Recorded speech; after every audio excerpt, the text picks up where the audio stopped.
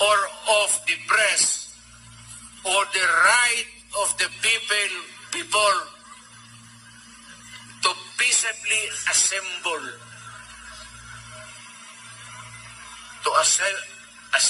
and petition the government for the redress of grievance. Hindi nga talaga ito pinano. Whether it is a park, walang reservation yan. You are not the owner of the town government. Hindi mo ito